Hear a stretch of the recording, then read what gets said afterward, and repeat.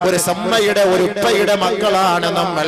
ഏതൊരു ഇമാമിനെ പിൻപറ്റിക്കൊണ്ട് നമസ്കരിക്കുന്നുവോ ലോകത്ത് എത്രയെത്ര പ്രത്യയ ശാസ്ത്രങ്ങളുണ്ട്, ലോകത്ത് എത്രയെത്ര മതകാര്യ വകുപ്പുകളുണ്ട്, ലോകത്ത് എത്രയെത്ര മതങ്ങളുണ്ട്, ലോകത്ത് എത്രയെത്ര മത നേതാക്കളുണ്ട്, ലോകത്ത് എത്ര ബുദ്ധവിഹാരങ്ങളുണ്ട്, എത്ര ഗുരുദ്വാരകളുണ്ട്, എത്ര അമ്പലങ്ങളുണ്ട്, എത്ര ചർച്ചുകളുണ്ട്. ഇവിടെയൊന്നും കാണാൻ കഴിയാത്ത ജനകീയ ജനാധിപത്യത്തിന്റെ വർണ്ണഭംഗിയാണ് പരിശുദ്ധമായ പള്ളികളിൽ മുഴങ്ങി കേൾക്കുന്നത്.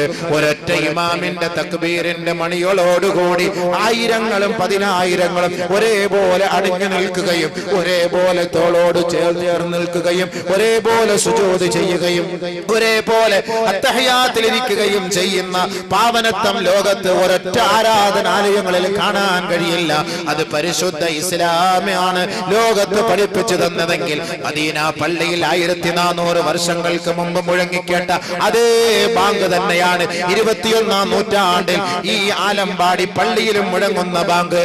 1400 വർഷങ്ങൾക്ക് മുമ്പ് ഹബീബായ റസൂലുള്ളാഹി തങ്ങൾ മദീന പള്ളിയിൽ ഓതിയ അതേ ഫാത്തിഹ സൂറത്താണ് ഇന്ന് ആലമ്പാടി പള്ളിയിലെ നമസ്കാരത്തിന് നാം ഇന്ന് ഓതുന്നതെങ്കിൽ 1400 വർഷങ്ങൾക്ക് മുമ്പ് അല്ലാഹുവിന്റെ റസൂൽ മദീന പള്ളിയിൽ വെച്ച് ചൊല്ലിയ സുബ്ഹാനല്ലാഹ് അൽഹംദുലില്ലാഹ് അല്ലാഹു അക്ബർ ആണ് ഇന്നും ഈ ആലമ്പാടി പള്ളികളിലല്ല ലോകത്തിന്റെ എത്രയെത്ര മുസ്ലിം പള്ളികളുണ്ടോ ആ പള്ളികളെല്ലാം ഇന്ന് ഗർജിക്കുന്നത് നബിതങ്ങൾ 1400 വർഷങ്ങൾക്ക് മുമ്പ് പഠിപ്പിച്ചു തന്നതാ.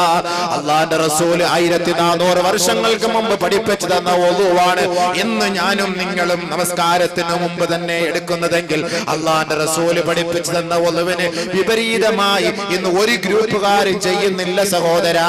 ചെറിയ ചെറിയ പ്രശ്നത്തിന്റെ പേരിലല്ലേ ഈ ഗ്രൂപ്പ് വഴക്കുകൾ ഉണ്ടാക്കുന്നത്, ചെറിയ ചെറിയ പ്രശ്നത്തിന്റെ പേരിലല്ലേ തമ്മിലടിക്കുന്നത്, ചെറിയ ചെറിയ പ്രശ്നത്തിന്റെ പേരിലല്ലേ പള്ളിക്കകത്ത് കത്തിക്കുത്ത് നടത്തുന്നത്.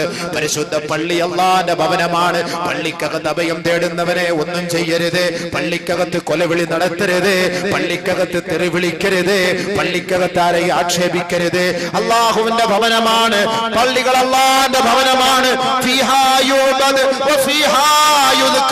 അല്ലാഹുവിന്റെ പള്ളിക്കകത്ത് നമസ്കരിക്കേണ്ടതിന് വേണ്ടി നിർമ്മിക്കപ്പെട്ട പള്ളിയാണ്. ആ പള്ളിക്കകത്ത് ദിക്റുകൾ മുഴങ്ങേണ്ട പള്ളിയാണ്, സ്വലാത്തുകൾ മുഴങ്ങേണ്ട പള്ളിയാണ്, ഖുർആൻ പാരായണങ്ങൾ മുഴങ്ങേണ്ട പള്ളിയാണ്. ആരെയും കൊലവിളി നടത്താനുള്ളതല്ല, ആരോടും പ്രതികാര നടപടി സ്വീകരിക്കാനുള്ളതല്ല. ഇന്ന അവ്വല ബൈത്തി വുളിഅ ലിന്നാസ് ലല്ലദീ ബിബക്കത മുബാറകൻ വഹുദൻ ലിൽആലമീൻ. പരിശുദ്ധമായ കഅബ എന്ന ആരാധനാലയമുണ്ടല്ലോ, ലോകത്ത് ആദ്യമായിട്ട് സുജൂദ് ചെയ്യാൻ വേണ്ടി അല്ലാഹു ലോകത്തിന്റെ മുന്നിൽ നിർമ്മിച്ചു കൊടുത്ത കഅബയാണല്ലോ. ഇന്ന് ലക്ഷങ്ങൾ ആ കഅബയെ വലയം ചെയ്തുകൊണ്ടിരിക്കുമ്പോ ഫമൻ ദഖലഹു കാന ആമിനാ.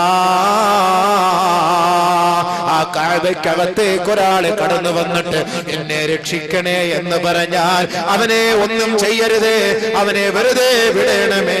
ആ കഅബയ്ക്കകത്തേക്ക് കയറി വന്ന് ആരെങ്കിലും സഹായം തേടിയാൽ അവനെ സംരക്ഷിക്കണമേ, അവനെ വേദനിപ്പിക്കരുതേ എന്ന് പഠിപ്പിച്ച പരിശുദ്ധ ഇസ്ലാമിന്റെ പ്രത്യയ ശാസ്ത്രം ഈ ആലമ്പാടി പള്ളിയിൽ നിന്ന് ആ കഅബയിലേക്ക് നോക്കിയാണ് തിരിഞ്ഞ് നമസ്കരിക്കുന്നത്.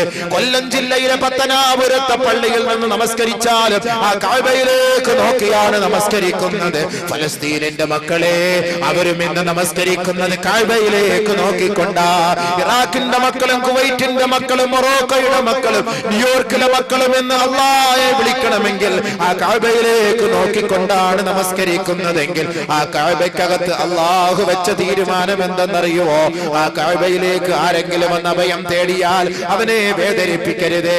21ാം നൂറ്റാണ്ടിൽ ഉംറയ്ക്ക് പോകുന്നവരെ, ഹജ്ജിന് പോകുന്നവരെ, ഇന്നും നിങ്ങൾ കഅബയ്ക്കകത്ത് തവാഫ് ചെയ്യുമ്പോ, ആ കഅബയെ വലയം ചെയ്യുമ്പോ, ആ മതാഫിലൂടെ കടന്നു പോകുമ്പോ, ആ മതാഫിലൂടെ പ്രദക്ഷിണം ചെയ്യുമ്പോ എത്രയെത്ര പോക്കറ്റടിക്കാരെ കാണാൻ കഴിയും, എത്രയെത്ര അഹങ്കാരികൾ പരിശുദ്ധമായ കഅബയുടെ മഹത്വം പോലും മനസ്സിലാക്കാതെ അവഗണിച്ചുകൊണ്ട് സ്ത്രീകളെ ശല്യം ചെയ്യുന്നവര് കാണും. അവര് മുനാഫിഖീങ്ങളായ അഹങ്കാരികളാണ്. പക്ഷേ ആ അഹങ്കാരികളുടെ ഓരോ രംഗങ്ങളും ക്യാമറ ഒപ്പിയെടുക്കുമ്പോ പോലീസുകാര് വന്ന് നേരിട്ട് അവരെ പിടിച്ചു കൊണ്ടുപോവലല്ല ചെയ്യുന്നത്. ആ അഹങ്കാരികളോടൊപ്പം അവർ ആ കഅബയെ വലയം ചെയ്യുകയാ. ആ അഹങ്കാരി അറിയുന്നില്ല എന്റെ പിന്നില് പോലീസ് ഉണ്ട്, എന്നെ വാച്ച് ചെയ്യുന്നുണ്ട്, എന്റെ പ്രവർത്തനം വീക്ഷിക്കുന്നുണ്ട്. പോലീസ് പോലും അറിയുകയില്ല. ജനങ്ങളുടെ ഇടയിലേക്ക് ആ അഹങ്കാരിയെ, ആ കള്ളനെ, നെറികെട്ടവനെ മെല്ലെ മെല്ലെ തള്ളി തള്ളി ആ മത്താഫിൽ നിന്ന് പുറത്തേക്ക് കൊണ്ടുവന്നിട്ടാണ് അറസ്റ്റ് ചെയ്യുക. ആ കഅബയുടെ ഓരത്ത് വെച്ച് ഒരാളെ പോലും അറസ്റ്റ് ചെയ്യുകയില്ല. കാരണം അല്ലാഹുവിന്റെ ഖുർആൻ പ്രഖ്യാപിക്കുകയാണ്, ഫമൻ ദഖലഹു കാന ആമിനാ. ആരൊരാളെ കഅബയുടെ മുറ്റത്തേക്ക് കടന്നു വന്നാൽ അവന് പരിപൂർണ സംരക്ഷണം നൽകണേ, പരിപൂർണ സംരക്ഷണം നൽകണേ. ആരെയും കൊല്ലരുത്, ആരെയും അടിക്കരുത്, ആരെയും ആക്ഷേപിക്കരുത്. വേട്ടയാടപ്പെടുന്ന മൃഗങ്ങൾ വന്നാൽ പോലും ആ അവറ്റകളെ നിങ്ങൾ വേട്ടയാടരുതേ. ഇത് പഠിപ്പിച്ച ഖുർആനാണ്. പള്ളിക്കകത്ത് അഹങ്കാരങ്ങളും ശബ്ദകോലാഹലങ്ങളും ഉയർത്തരുത്. ഇത് അള്ളാന്റെ വീടാണ്, അള്ളാന്റെ വീടാണ്. അതിന് മഹത്വമുണ്ട്, അതിന് മഹത്വമുണ്ട്. അത് ആരുടെയും പ്രതികാര നടപടി സ്വീകരിക്കാനുള്ള സ്ഥലമല്ല. പരിശുദ്ധ പ്രവാചകം പഠിപ്പിച്ചത് ആർക്കെങ്കിലും വിഷമങ്ങളും പ്രയാസങ്ങളും ഉണ്ടാകുമ്പോ പള്ളിയെ സമീപിക്കണമേ, പള്ളിക്കകത്ത് കയറി 2 റക്അത്ത് നമസ്കരിക്കണമേ. നിങ്ങളുടെ ആവലാദികളും വേവലാദികളും ആ പള്ളിക്കകത്ത് വെച്ച് റബ്ബിനോട് പറയണമേ. ഹബീബായ റസൂലുള്ളാഹി തങ്ങളെയും മദീന പള്ളിയെയും വലയം ചെയ്യാൻ, മദീന പട്ടണത്തെ വലയം ചെയ്യാൻ സൂര്യഗ്രഹണമോ ചന്ദ്രഗ്രഹണമോ സംഭവിച്ചാൽ അല്ലാഹുവിന്റെ റസൂല് നേരെ മദീന പള്ളിയിലേക്ക് വരുമായിരുന്നു.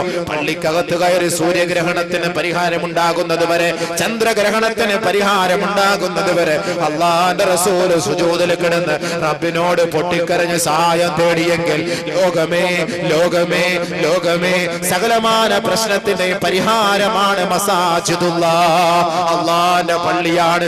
ആ പള്ളിക്കകത്ത് ശബ്ദ കോലാഹലം ഉണ്ടാക്കരുതേ. മലക്കുകൾ രേഖപ്പെടുത്തും. ആ മലക്കുകളുടെ ശാപം കിട്ടിയാൽ ദുനിയാവിലും ആഖിറത്തിലും രക്ഷപ്പെടുകയില്ല, ആഖിബത്ത് മോശമായി പോകും. അല്ലാഹുവിന്റെ പള്ളിയോടുള്ള ഉത്തരവാദിത്വം നിറവേറ്റണമേ.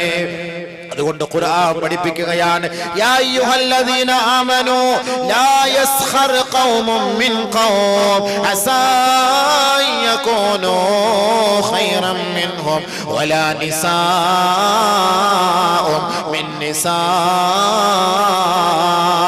അസാ യകുന്ന ഖൈറൻ മിൻഹുൻ.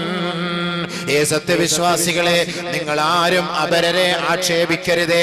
ആക്ഷേപിക്കപ്പെടുന്നവൻ ആക്ഷേപിക്കുന്നവനേക്കാൾ ശ്രേഷ്ഠനായേക്കാം, ഉത്കൃഷ്ടനായേക്കാം, മഹോന്നതനായേക്കാം. അള്ളാന്റെ അടുക്കൽ ആരാണ് ഉത്കൃഷ്ടൻ, ആരാണ് നിന്ദ്യനെന്ന് ആർക്കും അറിയില്ല. ഒരു പെണ്ണും മറ്റൊരു പെണ്ണിനെ ആക്ഷേപിക്കരുത്. ആക്ഷേപിക്കപ്പെടുന്ന പെണ്ണ് ആക്ഷേപിക്കുന്ന പെണ്ണിനേക്കാൾ അള്ളാന്റെ അടുക്കൽ ഉത്തമയാകാൻ സാധ്യതയുണ്ട്. അതുകൊണ്ട് ഒരു പെണ്ണും മറ്റൊരു പെണ്ണിനെ കളിയാക്കരുതേ, പരിഹസിക്കരുതേ, നിന്ദിക്കരുതേ, തെറി പറയരുതേ, ആക്ഷേപിക്കരുതേ. പരിശുദ്ധ ഖുർആൻ ഇതുവരെ എന്ന് വെച്ചാൽ അല്ലാഹു റബ്ബുൽ ഇസ്സത്ത് പറയുകയാണ്, വലാ തനാബസൂ ബിൽ അൽഖാബ്. ഒരാൾക്ക് അല്ലാഹുവിന്റെ റസൂൽ പഠിപ്പിച്ചതുപോലെ ഒരു മുസ്ലിമായ സഹോദരനും സഹോദരിക്കും തന്റെ മാതാപിതാക്കൾ നല്ല ഒരു പേരിട്ടിട്ടുണ്ട്. ആ പേരല്ലാതെ അയാൾക്ക് ഇഷ്ടപ്പെടാത്ത ഒരു ഇരട്ട പേരിട്ട് ഒരാളെ വിളിക്കരുതേ, വിളിക്കരുതേ, വിളിക്കരുതേ. അങ്ങനെ വിളിച്ചു പോയാൽ അവന്റെ നന്മ അല്ലാഹു നിനക്കെടുത്തു തരുമെന്ന് നബി തങ്ങൾ നമ്മളെ അറിയിക്കുകയാ. എത്രത്തോളം ഒരാളെ ആക്ഷേപിച്ചാൽ ആ ആക്ഷേപിക്കപ്പെട്ടവൻ നാളെ റബ്ബിന്റെ കോടതിയുടെ മുന്നിൽ വന്നിട്ട് പറയും, അല്ലാ, എന്നെ ആക്ഷേപിച്ചവനാണ് ഈ വരുന്നവൻ, എന്നെ അടിച്ചവനാണ് ഈ വരുന്നവൻ, എന്നെ തെറി പറഞ്ഞവനാണ് ഈ വരുന്നവൻ, എന്നെ അപരാധം പറഞ്ഞവനാണ് ഈ വരുന്നവൻ.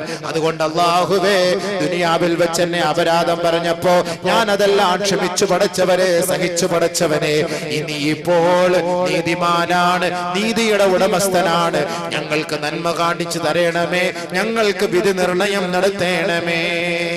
നാളെ റബ്ബിന്റെ കോടതിയുടെ മുന്നിൽ ഏതൊരു സമുദായം ആക്ഷേപിക്കപ്പെടുന്നുവോ, ഏതൊരു സമുദായം നിന്ദിക്കപ്പെടുന്നുവോ, ഏതൊരു സമുദായം ഈ ദുനിയാവിൽ വെച്ച് മറ്റൊരാളാൽ മർദ്ദനത്തിനിരയാകുന്നുവോ, ആൾബലത്തിന്റെയും സമ്പത്തിന്റെയും പേരിൽ ഈ ദുനിയാവിൽ നീതി കിട്ടാതെ വന്നാൽ ജഗത് നിയന്താവായ പടച്ച തമ്പുരാൻ നാളെ ആഖിറത്തിൽ വിചാരണയുടെ വേളയിൽ സകലമാന മനുഷ്യരെയും ജീവജാലങ്ങളെയും പർവ്വതങ്ങളെയും ആകാശങ്ങളെയും ഭൂമികളെയും സസ്യലതാദികളെയും വൃക്ഷലതാദികളെയും ഉദരജീവികളെയും പക്ഷിപറവാദികളെയും പ്രാണികളെയും പൂമ്പാറ്റകളെയും എറുമ്പിൻ കൂട്ടങ്ങളെയും അല്ലാഹു റബ്ബുൽ ഇസ്സത്ത് നാളെ മഹ്ശറ വൻസഭയിൽ ഹാജരാക്കിയിട്ട് ഒരാൾ മറ്റൊരാളോട് ചെയ്തതിന്റെ പ്രതികാരം പടച്ച തമ്പുരാൻ നാളെ അവന്റെ കോടതിയുടെ മുന്നിൽ വെച്ച് വിധി നിർണയം നടത്തും. ഇതുവരെ നബിയുനാ റസൂലുള്ളാഹി തങ്ങൾ പറഞ്ഞു ലതുഅദ്ദുന്നൽ ഹുഖൂഖ ഇലാ അഹ്ലിഹാ ഹത്താ യുഖ്തസൽ ഷാത്തിൽ ജമ്മാഉ മിനൽ ഖർന. ഏതെങ്കിലും പാവപ്പെട്ട കൊമ്പില്ലാത്ത ഒരാടിനെ കൊമ്പുള്ള ഒരാട് ഈ ദുനിയാവിൽ വെച്ച് കുത്തി പരിക്കേൽപ്പിച്ചപ്പോ കൊമ്പില്ലാത്ത ആടിന് തിരിച്ചു പ്രതികാരം ചെയ്യാൻ കഴിയാതെ അത് അവശയായി പോയെങ്കിൽ നാളെ മഹ്ശറ വൻസഭയിൽ ഈ കൊമ്പില്ലാത്ത ആടിനെയും ഈ കുത്തിയ കൊമ്പുള്ള ആടിനെയും ഹാജരാക്കിയിട്ട് കൊമ്പില്ലാത്ത ആടിനോട് കൊമ്പുള്ള ആടിനെ കുത്തി പരിക്കേൽപ്പിക്കാൻ നാളെ മഹ്ശറ വൻസഭയിൽ വെച്ച് പറയുമെന്ന് നബിയുനാ റസൂലുള്ളാഹി. അങ്ങനെ കൊമ്പില്ലാത്ത ആടിന് വേണ്ടി വിധി നിർണയം നടത്തുകയും നീതി വാങ്ങുകയും നീതി വാങ്ങിക്കൊടുക്കുകയും ചെയ്യുന്ന ഒരു സാഹചര്യമാണ് മഹ്ശറ വൻസഭ. അതുകൊണ്ട് സുഹൃത്തുക്കളെ, സഹോദരന്മാരെ, സഹോദരിമാരെ, ഒരുപാട് അമലുകളുമായി നാളെ ആഖിറത്തിലേക്ക് പോകുമ്പോ ആരും ആരെയും രക്ഷപ്പെടുത്താൻ കാണുകയില്ല. എന്നിവിടെ കൊലവിളി നടത്തുന്നവനും അതിരാഹ്വാനം നടത്തുന്നവനും ഗ്രൂപ്പിന്റെ നേതാക്കന്മാരും രാഷ്ട്രീയത്തിന്റെ നേതാക്കന്മാരും നമുക്ക് ചുക്കാൻ പിടിക്കുന്നവനും എത്രത്തോളം എന്ന് വെച്ചാൽ നമ്മുടെ സാന്ത്വനമായ തണലായ ഇണയായ തുണയായ നമ്മുടെ താങ്ങും തണലുമായ നമ്മുടെ എല്ലാമായ നമ്മുടെ രാപ്പനി മണത്തറിയുന്ന നമുക്ക് മക്കളെ സമ്പാദിച്ചു തരുന്ന നമ്മുടെ വസ്ത്രം അലക്കി തരുന്ന നമുക്ക് ഭക്ഷണം പാചകം ചെയ്തു തരുന്ന നമ്മുടെ വസ്ത്രം ഇസ്ത്രിയിട്ട് തരുന്ന നമ്മുടെ എല്ലാമായ നമ്മുടെ പ്രിയതമയായ നമ്മുടെ പ്രിയപ്പെട്ട ഭാര്യമാരെ പോലും നാളെ മഹ്ശറ വൻസഭയിൽ ഓർക്കാൻ കഴിയില്ല. നബിയുനാ റസൂലുള്ളാഹി തങ്ങൾ പഠിപ്പിച്ചിരിക്കുകയാണ് ഫലാ യദ്കുറു അഹദുൻ അഹദാ. മഹദിയായ ആയിഷ ബിബി റളിയല്ലാഹു അൻഹാ നബിയുനാ റസൂലുള്ളാഹി തങ്ങളോട് ചോദിച്ചില്ലേ, നബിയേ ഫഹൽ തദ്കുറൂന അഹ്ലീകും ഇന്ന യൗമിൽ ഖിയാമ, ഖിയാമത്ത് നാളിൽ ഞങ്ങളെ ഓർക്കാൻ അങ്ങേക്ക് സമയമുണ്ടാകുമോ നബിയേ? ഞങ്ങൾ അവിടുത്തെ പത്നിമാരാണല്ലോ, ഞങ്ങൾ അവിടുത്തെ പ്രിയതമയാണല്ലോ, അവിടുത്തെ എല്ലാമാണല്ലോ, അവിടത്തേക്ക് വേണ്ടി റൊട്ടി ചുട്ടു തന്നവരാണല്ലോ, അവിടത്തേക്ക് വേണ്ടി ഖിദ്മത്ത് ചെയ്തവരാണല്ലോ, ഞങ്ങളെ കുറിച്ച് നാളെ ഓർക്കാൻ എനിക്ക് കഴിയുമോ എന്ന് മഹദിയായ ആയിഷ റളിയല്ലാഹു തആല അൻഹ നബിയുനാ റസൂലുള്ളാഹി തങ്ങളോട് ചോദിച്ചപ്പോ ആയിഷ നാളെ ആഖിറത്തിൽ നാളെ 3 സന്ദർഭങ്ങളിൽ അമ്മാ ഇൻദ സലാസതി മവാതിന ഫലാ യദ്കുറു അഹദുൻ അഹദാ. 3 സന്ദർഭങ്ങളിൽ ആയിഷ ഒരാളും മറ്റൊരാളെ കുറിച്ച് ഓർക്കാൻ കഴിയില്ല. ആയിഷ നബിയുനാ റസൂലുള്ളാഹി